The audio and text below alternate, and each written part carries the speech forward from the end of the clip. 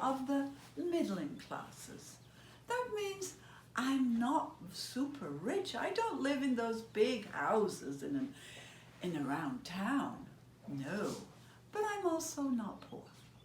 I have a servant girl, she's called Molly, and she dressed me this morning. I think it was satisfactory. But I'm not here to talk about myself. I'm here to talk about the first capital of Maryland. All of you, right now, call out the capital of Maryland today. Can I hear what it's called, everybody? Indeed, I can hear Annapolis. Annapolis is our second capital. So, where was our first, our original capital? Now, this story I'm going to tell you has to go back almost, not quite, 400 years to November 1633. And two ships are ready to set sail from the coast of Great Britain. I think some of you might know the name of these two ships. What are the two ships called? Call out if you think you know. Did I hear yes? Did I hear the Ark and the Dove? Indeed, you are correct. Now the Ark was a larger ship, 400 tons. That's a good sized ship. And the Dove was a small one, just enough for 7 people and more provisions. Now the settlers had purchased the Dove, but only leased the Ark to get the settlers over the Atlantic to their new land and then return back to England. So the journey starts, but the journey starts in November. Normally, most ships are returning to port for the winter. No one travels in the winter months, but these settlers had a reason. They knew that their ship would take, their journey would take about 15 weeks, and they needed to be in Maryland by March, because March is the growing time where you sow the seeds, and in October you reap your harvest. So the journey set off in November 1633. Who was on board the ship? We think around 150 people. We know for a fact our very first governor was there. He was called Leonard Calvert. Leonard Calvert was the youngest son of the second Lord Baltimore, Cecil Calvert. He was going to be our leader. There were 17 very fine Catholic gentlemen adventurers, and they had helped finance this journey. There were a few Jesuit Catholic priests, and the rest were indentured servants, mainly young men, and a few women who were there. They had indentured themselves for a period of years to work and help settle the colony. So the two ships bravely set off. And it wasn't very long into their journey when they hit the worst storm possible. It was a monster storm. The waves were high. The little Dove, it was lost. They couldn't see. They looked, they signaled. They were using their eyeglasses to find, where is the little Dove? They could not find it. And their hearts realized, had the Dove sunk? And after the storm, they continued sadly on their way and by themselves. Eventually, the Ark arrived in the West Indies.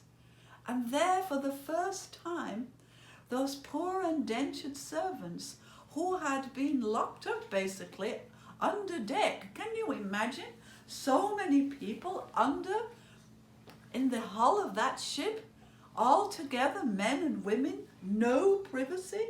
Can you imagine the smell of these people? If you needed to go to the necessary, you had to do it in front of everybody.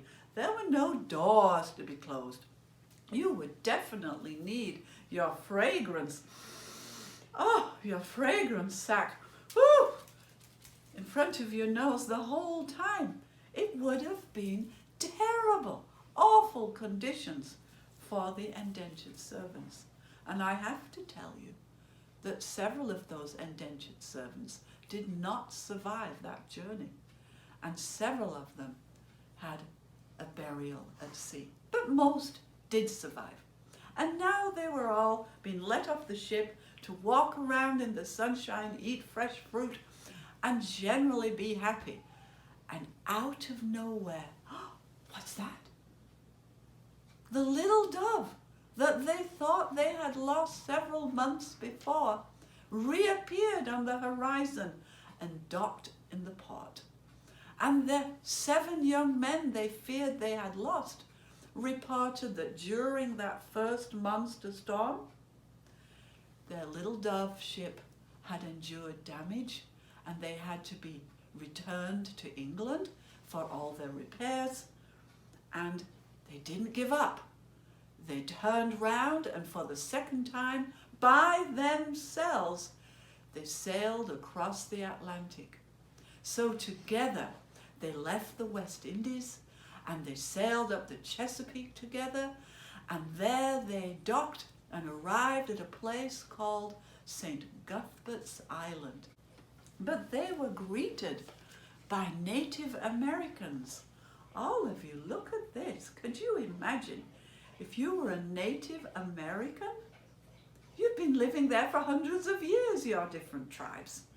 And out of nowhere, this large ship appears with men dressed with strange hairstyles and strange clothes, and they walk up to you.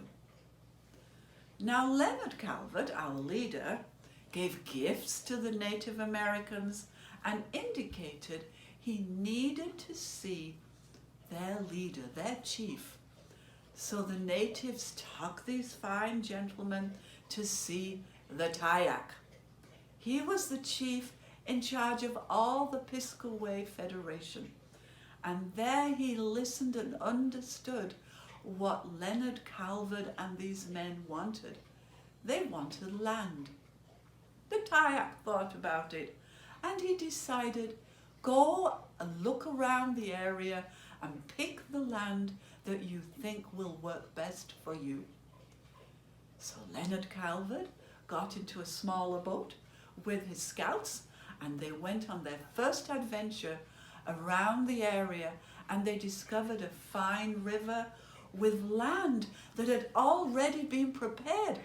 The Native Americans had already felled the trees and prepared the soil. The fields were already there. It was March. They could sow their seeds and in October reap their harvest. So that's where they decided to settle.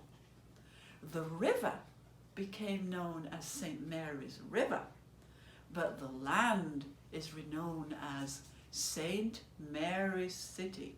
Put your hands up if any of you have ever heard of St. Mary's City. Have you ever been? Maybe. A fine place. And St. Mary's City became the original capital of Maryland. And that's where the Maryland story began. I hope you enjoyed your story of the founding of Maryland. I have to look at my cookbook because in a moment or two I have to go and tell Cook what she needs to prepare for dinner this evening. Have a good day.